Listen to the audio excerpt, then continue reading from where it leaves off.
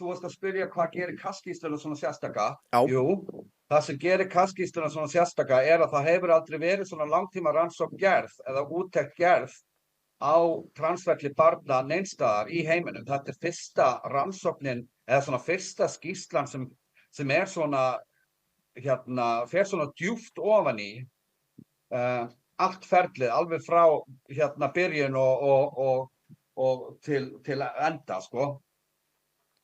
Og það sem hún gerir líka er að hún kemur þarna með 32 tillögur af úrbótum og ég vil nú eiginlega meina að þessar 32 tillögur sem hún gerir að það er í raun og veru ekkert hægt að innleiða þær, þannig að það verður eiginlega spennandi að sjá hvort að transferli barna í Bretlandi eigi einhverja framtíð fyrir sér.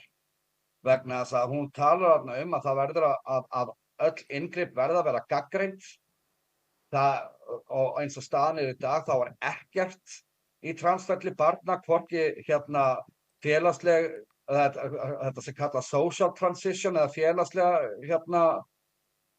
þegar þú skiptir kyn félagslega, þannig að þú skiptir nafn og fornöfn og föt og þess að ekki einu sinni það hefur sýnt að gerir nokkuð, og veist, það er gjörsamlega ógagnrýnt líka með öllu. Það er ekkert sem staðfestar að það hjálpi barni. Það getur þess vegna bara loka barn inn í þessum römmum og það er leiðandi bara leitt barnið áfram þessa vegferð óafturkræfra lyfjameðferða og skurðlækninga. Og hvað gerðist í kjölfar kasskýrslunnar? Í rauninni, ekki bara í Bretlandi heldur, þetta hafði nú eitthvað víðtæk áhrif þegar þeir hafa ekki gætt á Íslandi. Já, sko, eftir að bráðabirgðaskýrslan kom út, þá náttúrulega var hægt hormónabælandi lyfjum strax og þannig að við erum að tala þarna erum við mitt eða síðla árs 2022 sem það gerast. Þannig að sér það að ekkert breskt barn hefur fengið hormónabælandi lyf á löglegan hátt. Það er verið að reyna að loka glufum núna að það eru sumir að reyna að skrifa út lyf í gegnum einkastofur á netinu. En það er ekkert barn sem hefur fengið hormónablokkandi lyf í Bretlandi núna síðan 2022. Og Danir eru hættir í kjölfarið á því líka. Finnar, Svíar.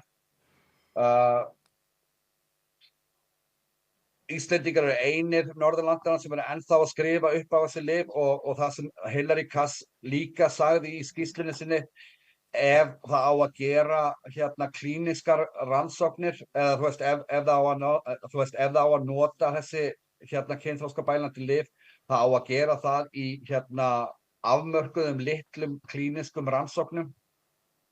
Það eru engar rannsóknir sem hafa verið gerðar á þessu á Íslandi, þannig að börn á Íslandi sem eru á hormónabælandi lyfjum, það er ekki gegnum klíníska rannsókn.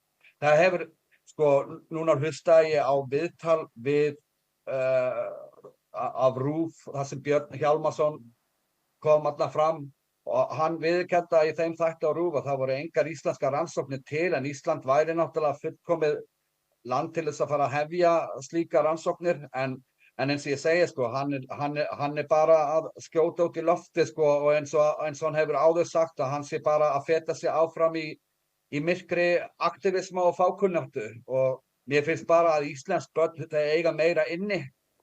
Hver er Björn Hjálmarsson? Þeir þurfa bara að eiga sér almennilega málsvara. Hver er Björn Hjálmarsson? Hann er yfirlæknir transteymisins á BUGL. Já. Transteymi barna eða bara yfir höfuð?